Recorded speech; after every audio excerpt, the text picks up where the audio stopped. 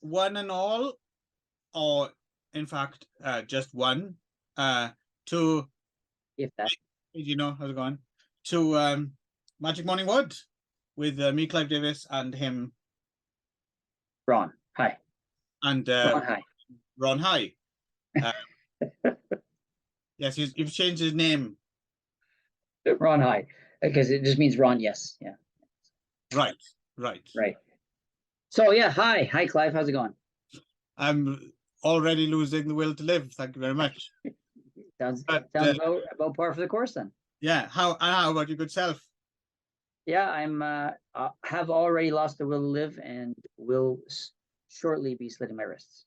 Fantastic. So before you do that, let's try and get a couple of film talks out of you. Sure. We got the so yes, we turned the algorithm machine off for our Valentine's Day special. Right. And it's back on again now. So the last film we talked about prior to Valentine's Day was Man on the Flying Trapeze, right? Right. So we're both reacting to Man on the Flying Trapeze. I'll go first. And my connection was Man on the Flying Trapeze had the Swedish wrestler Tor Johnson in it. Right. So I thought this was a perfect opportunity to talk about Plan 9 from Outer Space, the legendary Plan 9 from Outer Space, because I think Ron had not seen it before. Was that right? That is true. Yeah. So it's sort of like one of those things where it's so part of pop culture, and I've seen Ed Wood as well. That I felt like I had seen it. Right. But as I was watching it, I realized, oh yeah, I've never actually seen this movie. So yeah, it's one of those things you assume. Yes, I must have, read Great Expectations or Oliver Twist or something, but actually, right. you probably haven't. Yeah. So I thought it was an important part of young Ron's film education to see Plan 9 from Outer Space. Right. Yeah, I'm surprised I hadn't seen it. I should have seen it by now. So and we'll kind of get into that a little bit, because I do have a kind of well, not a theory, but I kind of have some things to say about Plan 9 and its place in the world. So yeah, for those who haven't seen Plan 9 from Outer Space, 1956, directed, written, produced by the legendary Edward D. Wood Jr. You keep saying that quite quickly. I just want to say it clear. Plan 9 from Outer Space. You keep saying Outer Space. Oh no, shit! Did you watch Plan 9 from Outer Space? I watched this. Okay. Oh no, damn. Okay. Shit, I got the wrong one. You're quite right to pull me up on that. Yes, Plan 9 from Outer Space. 1956, Edward D. Wood Jr. And yes, even if you haven't seen it, you may have seen kind of reenactments of scenes from it from the film Ed Wood, the Tim Burton film, which is actually a very good film. I've always enjoyed Ed Wood. It made me want to actually go back and rewatch Ed Wood. I didn't have a chance to speak, but right. I remember seeing it when it first came out. I'm going to theatre to see it and thought, I don't think Johnny Depp's never been better. Actually, I think he's particularly good in that film. And it's interesting as well, because it kind of ends with the premiere of Plan 9 from Outer Space, right? So it's kind of Ed Wood being totally oblivious to his, subsequent kind of notoriety as, the worst filmmaker in the world. And also before the much more depressing second half of his life, which you can read all about in Nightmare of Ecstasy, right? The Rudolph Gray biography of Ed Wood, which I know Ron has read as well, because I lent it to him. Oh, he's making a face as if he forgets that he might have read it. Did you? Nightmare of Ecstasy, did you? Yeah, I did. Did you get it back? It's not on your shelf now, I don't think. Really? Okay. Yeah, oh. I think. I don't think you did. But no, Are you sure you gave it to me? Yeah, you definitely read it.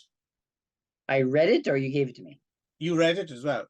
Oh, did I? Oh, okay. Wait. Well, that was the one with all the interviews. Yes. Yeah. Okay. Yeah. That's right. So why don't you just summarize for our listeners what was the terrible second half of his life? Oh well, it's yeah. I mean, after Plan 9, he kind of obviously found it hard to get films made combined with alcohol problems, basically, and Right. he ended up churning out lots of pornographic paperbacks and getting poorer and poorer and shooting some porn here and there, and yeah, he just kind of died more or less destitute. Right. So yeah, not a very happy ending to the story. Is I always it's quite interesting what Tim Burton did, you know, because obviously Tim Burton was familiar with the story and he'd read the Rudolph Grey book, so he knew. But it's kind of interesting choice to leave the film there, right, with him kind of driving off into the sunset, thinking he's created this masterpiece that everyone's gonna love. And it's interesting. It was an interesting choice to do that. I think it was kind of a smart move. I would like to see a Ed Wood 2, but it would be a much more depressing film. Yeah. And I don't know if Tim Burton would be the guy to make that Right. version. Johnny Depp's probably too old now, right? So Who, Tim Burton? Johnny Depp is probably too old now. Oh, well, yeah. Well, I mean, you could probably pull it. I mean, because of the ravages of alcohol, I think Ed would kind Yeah, of I guess. kind of Yeah. rough.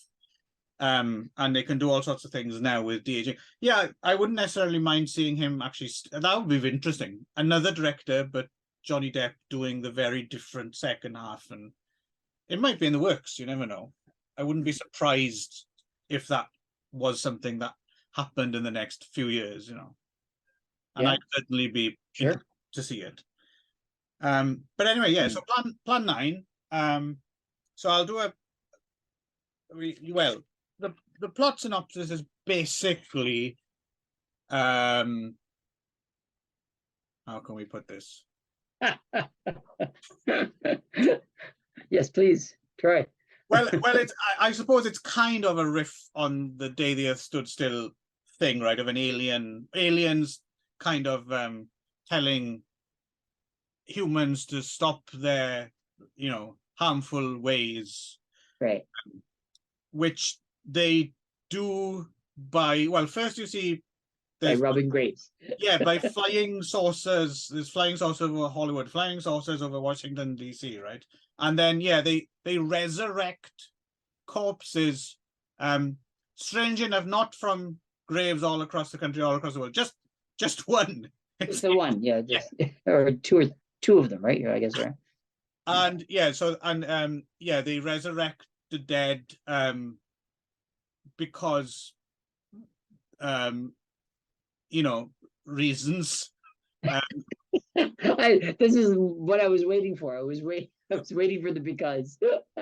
Yeah, it's difficult to quite put You're the two not really together. quite sure what the plan is, right? No, what's it's plan 9, right? Yeah, it's plan 9. So I'm guessing plans 1 to 8 were really bad because Yeah, they were terrible.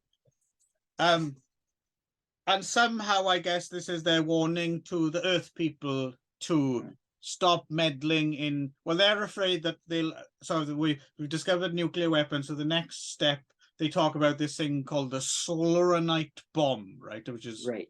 Which he tries to explain the physics of it, which is just what now, mind-boggling. But it's very, very destructive. Right. And destroy the universe, or at least the galaxy, or whatever. Yes, right. So with our stupid minds. Stupid. So yeah, so they're just trying to stop us before we make this discovery to basically, you know, save the universe or save the galaxy or whatever it is. Yeah, right? Yeah. So that is the kind of the synopsis of the. But you know, it's not really about the plot, really, is it? This right. So yeah, so Plan 9 from Space is kind of legendary and once, you know, dubbed the worst film of all time, thanks to the Medved brothers and their Golden Turkey Awards book, which I think is the first time most people became familiar with this film and its reputation kind of grew Right. from like the late Oh, okay. 70s onwards, right? And it became, yeah, this cult thing, and then the larger cult of Ed Wood and his other films and the worst filmmaker of all time and all that kind of stuff, right? Which I've always thought is kind of massively unfair in a way. I mean, the whole so bad it's good thing seems to have become more problematic over the years, right? Because I think people have become more nuanced in their appreciation of films, right? It's not really cool to do the sneering put down of low budget films anymore than it once was. But I think Plan 9 from Outer Space is actually still remains core because we've changed around it, I think, but it's no longer the worst film ever made. I don't think anyone would claim that this is the worst film ever made, right? But it's still a very deeply personal and strange film, and it is in some ways badly made. This would be ridiculous to claim that it's not, or that it has some that they could have tried a few more takes on some scenes, or they could have made things slightly less shoddy, or but it's so much more interesting than just a bad film. I think it kind of has a very weird, twisted Ed Wood logic that makes it kind of, I mean, I find it fun. I've seen this film countless times, and I still kind of find it interesting to watch, even though I know it back to front by now, pretty much. I still find myself quite drawn into it. And I'm not just laughing at it. It's more complicated than that, I think. What did you make of Plan 9 from Outer Space on your first viewing then, Ron? Well, yeah, I mean, I guess to echo what you're saying is that, yeah, I mean, this has the widely known reputation of being the worst movie ever made. But I mean, you've made me watch much worse movies than this. So Absolutely, yeah. so I mean, yeah, that doesn't hold water any longer, I guess, right? So I guess according to this, that those people who wrote that book, I guess maybe it was, or at least at the time maybe it was, right? But yeah, there's definitely much worse movies than this movie. Yeah, I mean, and yeah, but I mean, I thought, yeah, it was kind of like a movie, like high school kids might do, it might put together, right? So it was like, yeah, I mean, it was an E for effort kind of, it was fun. I mean, I don't think I was never bored, and it was sort of like, a couple of things you're like, oh, look, it's the boom mic, or oh, look, you can see the strings on the UFOs, right? Which is, all well and good, but I mean, so what? I mean, it was 57, right? 1957. So, yeah, I think it was, yeah, I mean, and yes, there's some really, really ridiculous dialogue and some ridiculous, ridiculous performances from the actors as well. And but yeah, I mean, it is what it is. I mean, I'm not sure that we'll say anything that hasn't been said in a million other books. No, probably not. Right? So, probably yeah, not. But yeah, I mean, I'm not sure how much I have to say about it. Just that it wasn't that bad. I mean, it's a poor movie, but it was still fun. So I still had fun watching it. So then, fine, it's good enough. I mean, like, why not? And it is. You can tell that there's love in it, right? You can tell that it's done with a certain amount of love, and it is certainly charming. And when it is strange, it's not. Yeah, it's so much more than just, oh, I see what they were trying to do there, but they failed. It's what are they like? Doing now? What are they doing? it's still kind of quite interesting to me, and I mean, the thing with Ed Wood as well is he surrounded himself by these really interesting characters as well. So, of course, the whole thing's narrated by the fantastic Criswell from Orgy of the Dead, right? And of course has the classic, opening line, "We are all interested in the future, for that is where you and I will spend the rest of our lives." Which is just, as soon as you hear that, you're like, oh, I'm in for a treat here.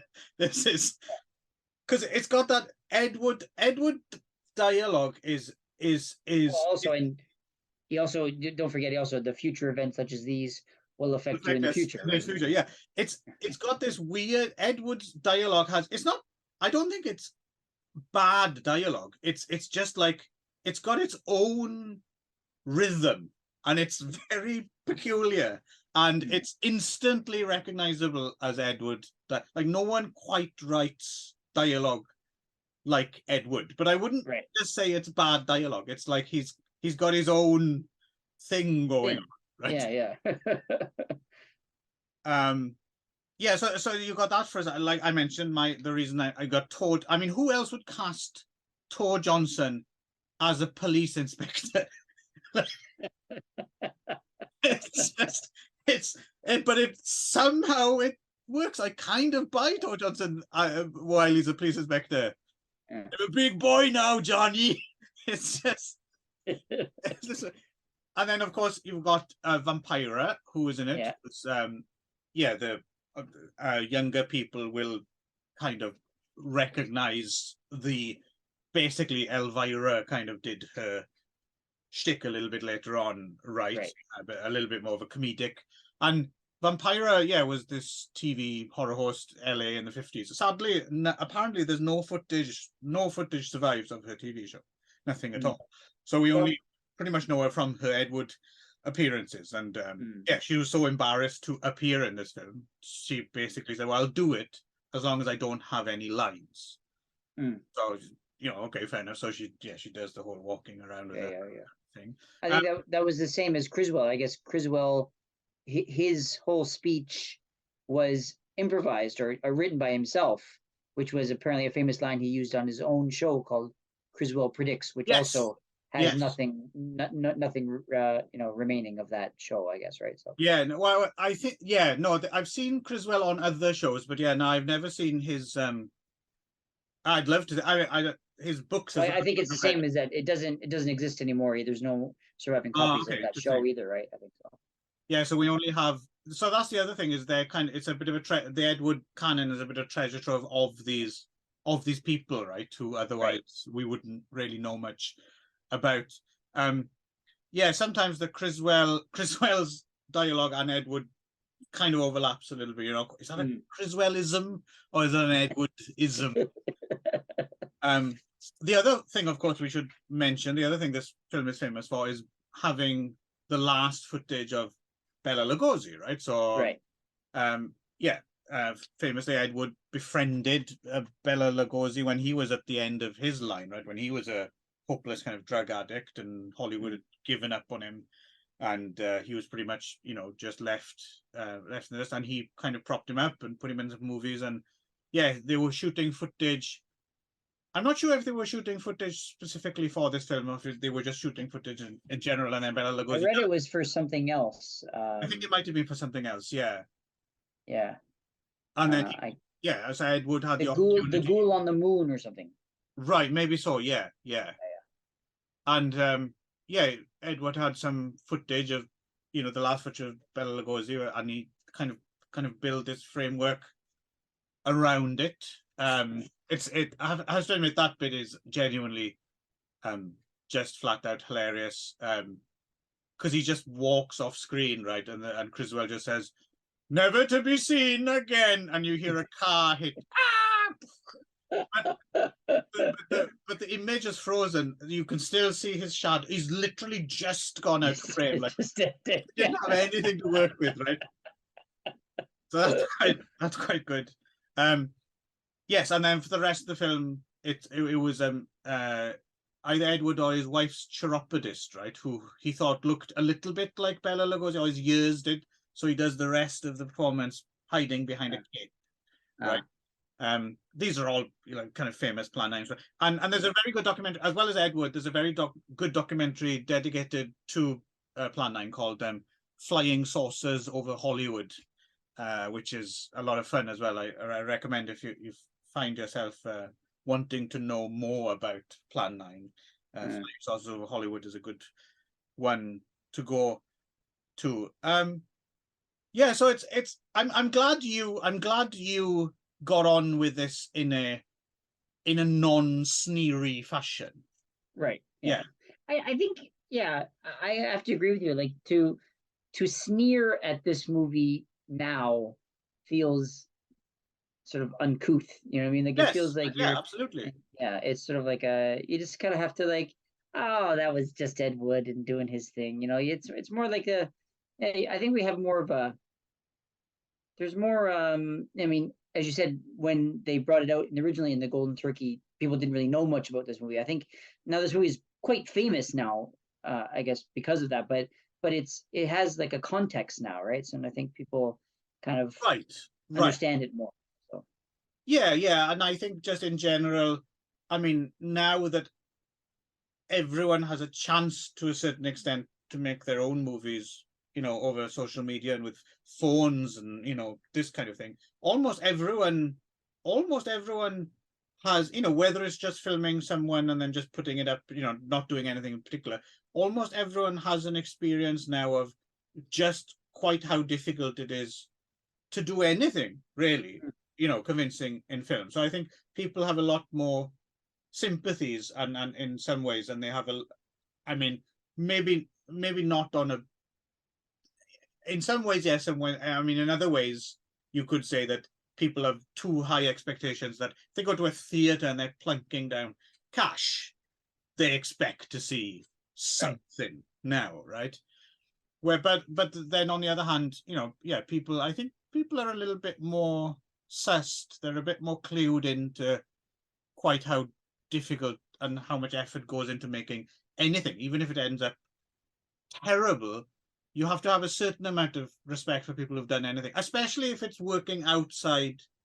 Not to say that all the people working on, like, say, a Transformers film or something, they're not working hard, but you know, they're working within a framework, and they can 9 to 5, and they're getting a salary, and you know, they're not doing all the heavy lifting themselves. But something, you know, an more independent production like this, I mean, that takes a hell of a lot of effort, right? So it feels churlish to like kick at it, you know, when it's down. I think Ed Wood was basically born 60 or 70 years too early. I think Ed Wood would be like a really, really successful YouTuber these days.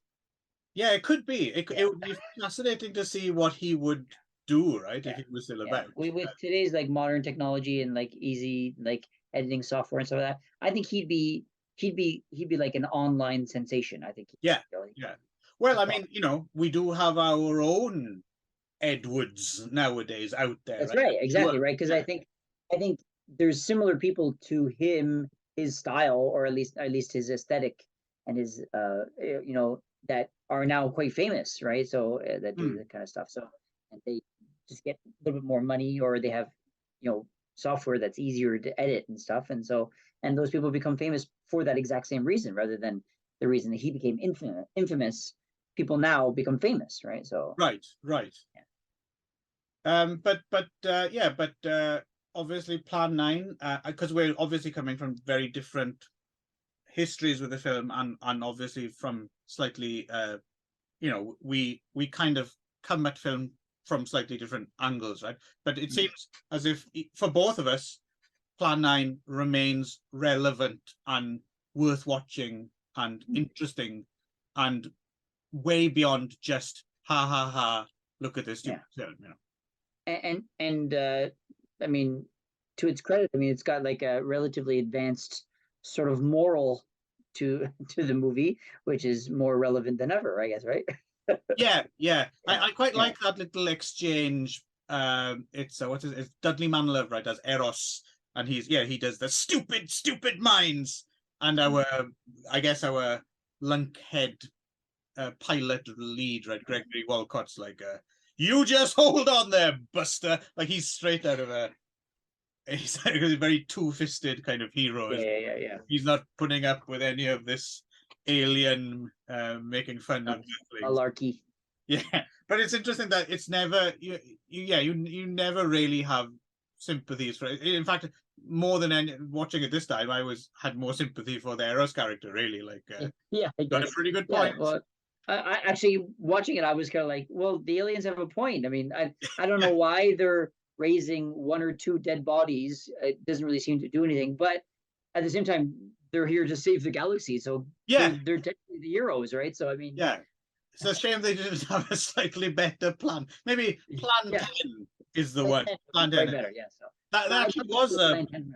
there was a Plan 10 from outer space. Oh, was there? Yeah, which I've never seen actually. I think it was filmed in Salt Lake City, if I remember, and I seem to remember reviews of it saying it was quite a fun, low budget film. Actually, From Ed Wood? No. This was years. This was like in the 80s or the 90s. I think Karen Black might be in it. Actually. Okay. Yeah. I've never seen it, but actually I'm quite keen now that I haven't thought of it in years, but I remember it getting a pretty getting a good review in Psychotronic magazine, and apparently, yeah, being quite a fun. I think it might even be a Mormon film, which is a good chance if it's Salt Lake City, right? But, Salt Lake City, yeah, it could be, yeah. Yeah. And so it's like the Plan 10 is I don't know. Maybe we'll watch it and find out. Is to go door to door and get everyone to be. Oh, it's like 1995. Okay, I see. Okay. Yeah, Figuring Black's in it. Yeah. Yeah, I had totally forgotten that film existed. I'm writing it down. I think I have a copy. I might have to have a look at that.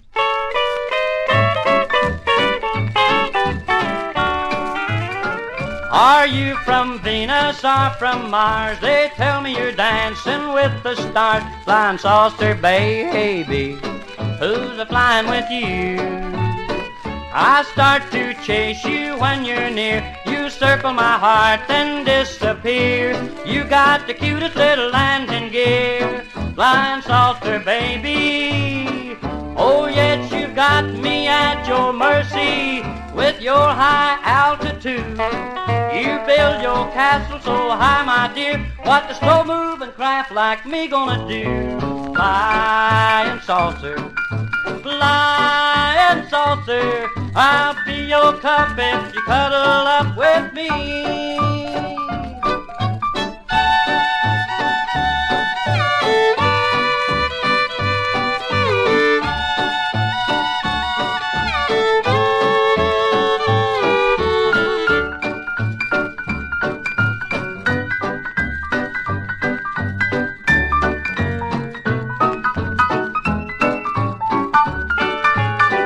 A cuter ship I've never seen. You put goose pimples on my radar screen. Flying saucer baby, what a mystery you are.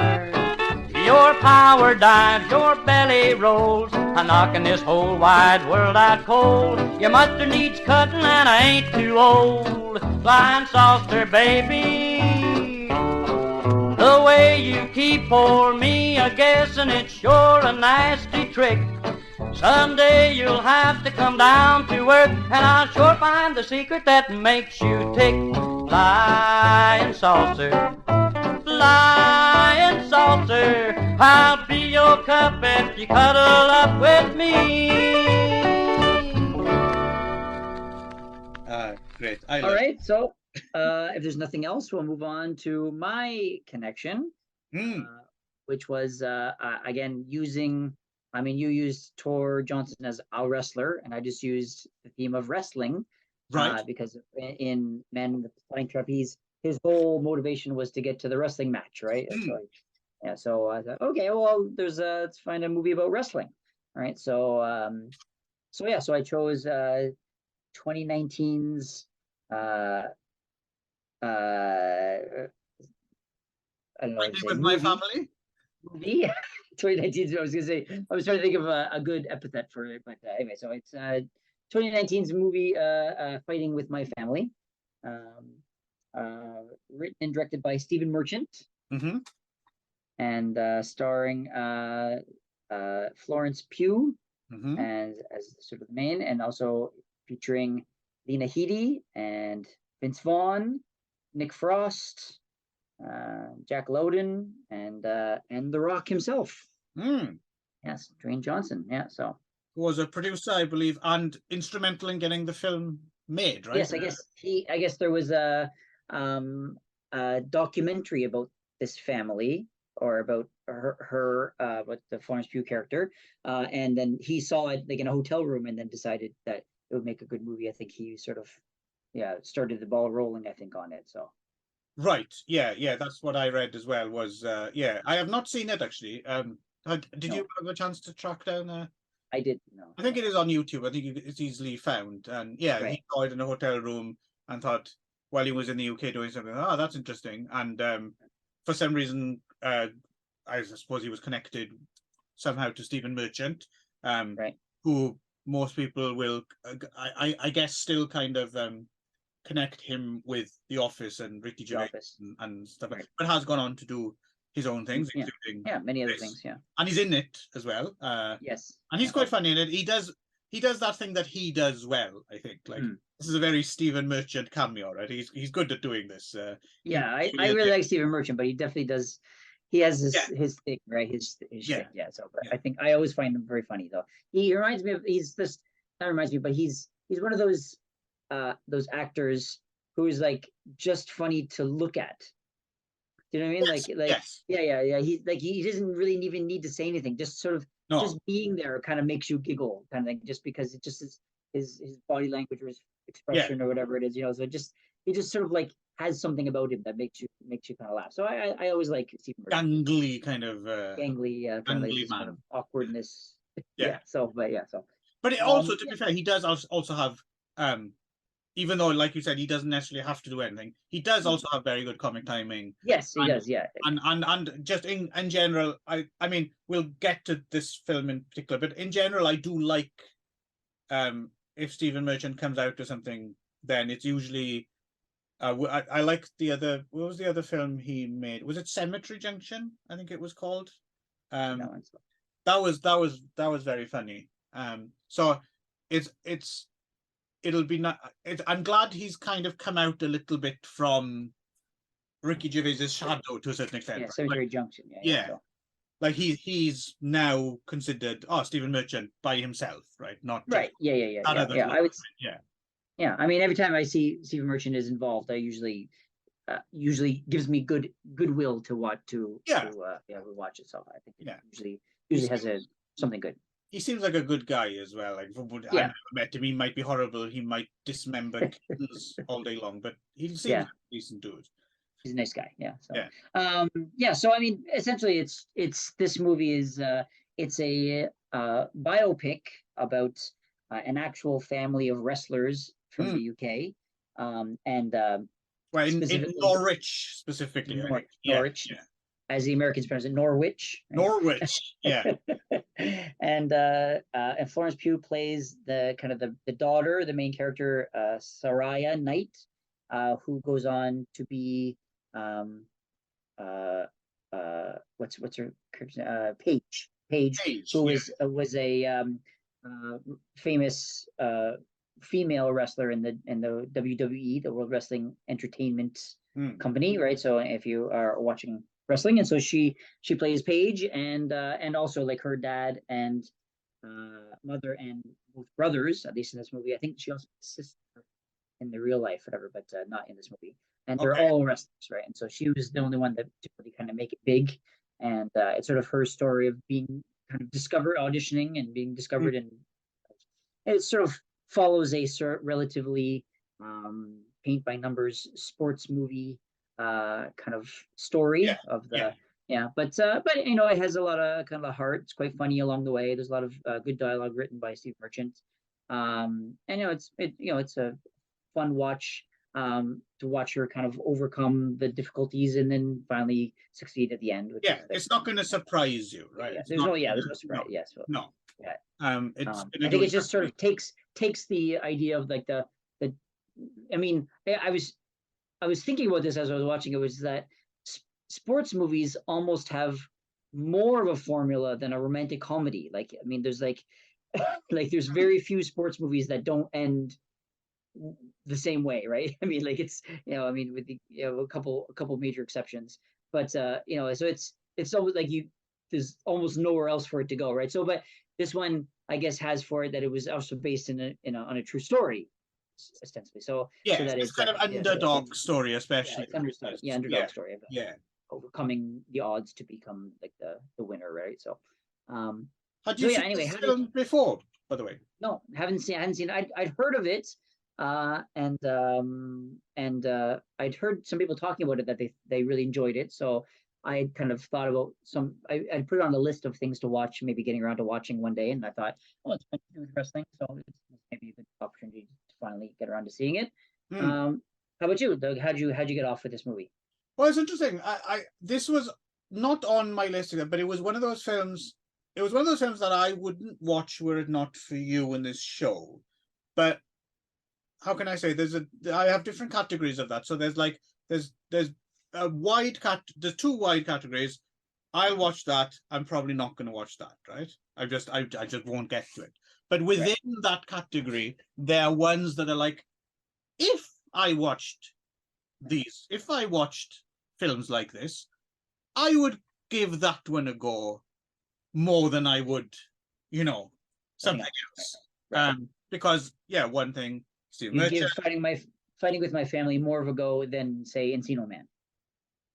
Well, yeah, absolutely, yeah. Right. Yes. So I remember when it came out, and I remember it being reviewed quite favorably, and it sounded. I remember thinking, if that was like, if it's the kind of thing like if I was on a plane and I would have nothing else to watch, I'd give it a go, kind of thing, if you know what I mean. So sometimes I quite like when because you kind of put these things in my path sometimes, and it's it can be kind of refreshing sometimes, and other times and very annoying. But I don't know with this one. I mean, I did have a certain amount of goodwill towards it. I have to admit, even though it doesn't have any surprises at all, I would be lying if I said I didn't find the ending, it's slightly rousing. It's quite well done. You're quite pleased that, spoilers, she wins the tournament, right? It's done quite well. And I think it's the casting thing as well. So I really like Florence Pugh. Yeah, she's very good. Really easily one of the best actresses of her generation ever. Yeah, she's good, and she has range, and she can do different things. And it was kind of interesting to see her, because I'd forgotten she was in it, to be honest. And then when I started, I was like, oh, Florence Pugh was in this. Okay, so that was another kind of interesting thing. And so I think the thing I didn't like about it, so obviously with this kind of thing, The Rock's a producer on it. It was his idea. But he's like, okay, but it's a British story, so I'm going to, have someone else represent it from that. So I'll get Stephen Merchant to write it, right? And Stephen Merchant he's funny, but he also has he has the touch. He can make something a little bit more accessible, maybe. Right. It doesn't have to be too kind of grim and dark and gritty or something like that. Right. But I feel as if they might have So it is a new KUS production as well. It's very much a new KUS, and a lot of it is about these kind of town hall wrestling matches with a few people watching it, versus the huge stadium world of WWE, right? So that to a certain extent. So there's always going to be some push and pull, right? But I felt it went over a bit too much into feel-good US rock territory, and I would have preferred it slanted more towards the Stephen Merchant gritty UK side. Do you know what I mean? Okay, yeah. I would have liked a bit more grit in the oyster, like the whole stuff with The Rock turning up and going, "Don't be the next me, be the first you," and stuff like that. Like, oh, I could have. But even though, to be fair, the film does make fun out of that at one point, right? Someone brings it up and she says, "Oh, shut up with that bollocks." So I thought they do have a go at it every now and again. But it is actually possible that he actually probably did say that to her, to the real Paige. maybe it's possible. yeah. It seems like something that he would do, that he would say to do wrestlers, and I kind of took it that he was almost on some level laughing at himself a little bit. That he was sort of like, I'm gonna, this is this sort of like yeah, like cheesy motivational line that I've sort of got in my back pocket that I bring out to anyone who asks me for advice about whatever. And I'm sure he says that at least once a day. He thinks it's really deep, kind of thing. But I think at some point it was, I don't know if it was necessarily him laughing at it, but it was like the rest of the, Stephen Merchant and the rest of the crew and cast almost sort of taking the piss out of him a little bit, Yeah, maybe. So, but I would have liked a bit more of it, I suppose, because at the end of the day, he's still in charge. So I don't know how much he's gonna. Yeah. Right. Right. Yeah. So that also brings us to the Rock, and I think this might be a. So, well, first of all, so you didn't really specify. Did you very much enjoy this film? Slightly enjoy this film? Dislike? I wasn't quite. You seemed like favorable towards it, but I wasn't sure how much you enjoyed it. I'd give it about like a 7 out of 10. I'd say if I was going to give it a rating. That it was. It was. I mean, there's no surprise at all. It follows the sports movie formula to a T. But I thought it was. I mean, it's not about the. It's not about the destination. It's about the journey, right? So with these types of movies, right? So I thought it had a lot more sort of heart, and I mean, it depends on really how good the script is, right? And I thought it had a lot more sort of amusing dialogue and witty dialogue and good characters and sort of sorry, what I was trying to say, characterization and I thought it clipped along at a good pace and it kept my attention the whole time. So I thought it was it did the sort of the sports movie better than many other sports movies. So that's why I liked it. So right. Yeah, I found that journey slightly meandering now and again. And there was definitely about 20 minutes where it lost me a little bit and then it came back a bit. I think it's because there's parts of it where it stops being funny for a while. Like the bits that are actually quite funny and you have the characters and stuff. And again, it's not uproariously hilarious, but like you said, it's kind of, good character stuff. You like these characters, you enjoy their quipping and they're likable, right? They're just like Nick Frost again. Like a lot of Nick Frost stuff for me is he's not exactly hilarious, but he's a very likable presence, right? The father, right? Yeah. So, but then you get the shoot. So you got that side, but then, like you said, well, we have to do this underdog film, and we've got to do the inspiring stuff, and then it kind of forgets to be funny in those bits, a little bit. So, and there was so it feels a little bit as if you can feel the doctoring, right? You can feel where they've gone in, and okay, we got to pump up this stuff for the US audience a bit more, right? Because they're not right, yeah.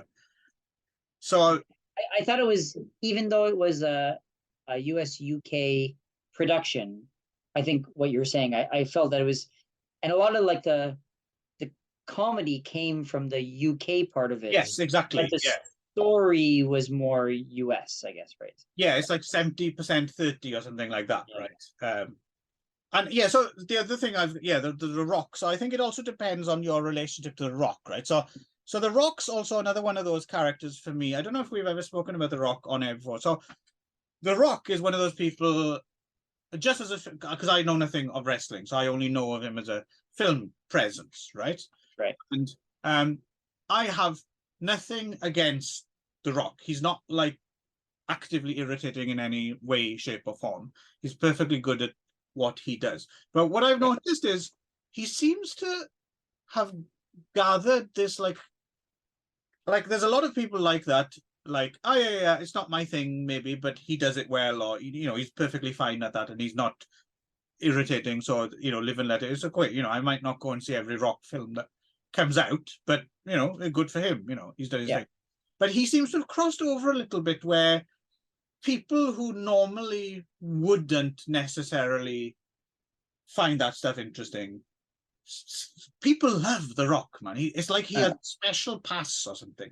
Like lots of people who normally wouldn't give action stars of that caliber the time of day, somehow, The Rock, isn't he funny and charming and a good, and like I said, I don't have anything against it, so I don't have an axe to grind, but at the same time there's a big gap between that's fine and I like that. And I don't quite understand why people love The Rock as much as they, especially people who would normally be interested in that kind of thing. Do you get it?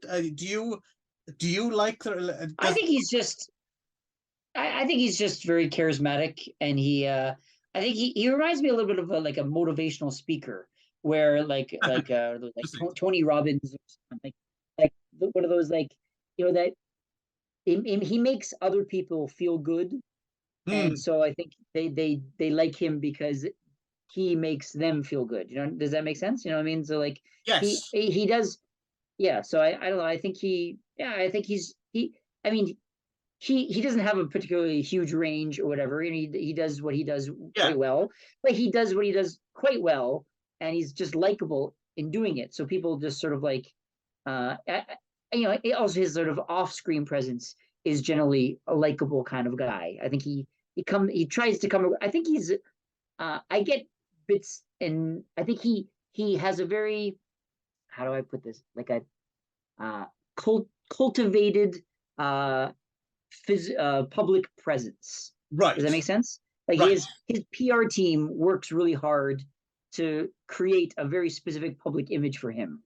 But also at the same time remove the fingerprints from it, right? So it doesn't look right. So make it look like it's all him. Yeah. So, and I think I get the impression every once in a while you get like little kind of tidbits, and you kind of can read between the lines that he's probably a bit of a douche, probably in real life. But you heard it here first. I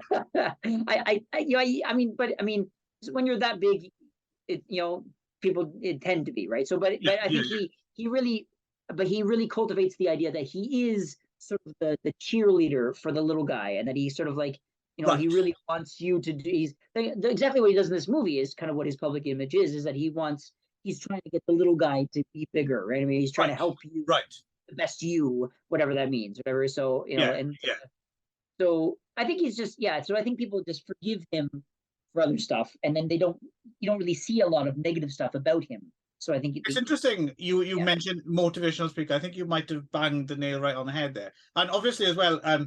Because you slightly have your slight suspicions. Obviously, you're a little like me in as much the magic doesn't quite work on you. Like you don't mind him at all, but you don't necessarily. I can't say I've ever disliked him in anything. I mean, he does what he does very well, right? So I mean, but you're not about to join the cult, right? I have no negative feelings toward The Rock at all, right? So I'll be happily go see any movie that he's in, and I've seen probably more than you have because I have kids. So he does a lot of like those sort of Disney movies and stuff, right? And like Jumanji and you haven't quite drunk the Kool-Aid either, though.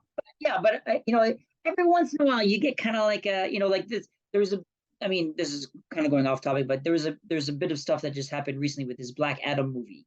And I'm more into the superhero movies than you are. So I was kind of reading a little bit more about it, and it sort of quite quickly got canceled, the whole franchise, and it sounded like he was sort of like and it sounds like there's a lot of drama to go with Henry Cavill, who played Superman, and that he was sort of like on his side and was trying to, and Henry has recently been fired as Superman to get replaced by someone else, and I think maybe Rock didn't like that, and so The Rock kind of stood up for him, but then at the same time kind of made himself look bad and got his own franchise canceled or something along those lines. I'm not sure of all the details, but it sounds like maybe he's tends to kind of step in it a little bit, right? But he's a really he's quite, or at least his team is quite adept at wiping off that shit before it kind of sticks. You know what I mean? So so I think I mean, I just wanted an example here of, I think, the stuff that I do like in it, and is the more Stephen Merchant-y thing, I'm guessing, which made one of the bits that did make me laugh. Is very well observed. Is when the Florence Pugh character, first turns up, and she meets these other American girls, like former cheerleaders and dancers and stuff, who are all very sun-kissed and blonde and everything, and they're just, oh my god, we love your accent, right? And they get her to read something from the paper, and it's like this depressing story about an orphanage that burnt down or something, and they're just like, oh my god, I'm so jealous of your accent. I thought that was a proper good gag. That's like something that I could, similar things have happened to me in the past. Yeah.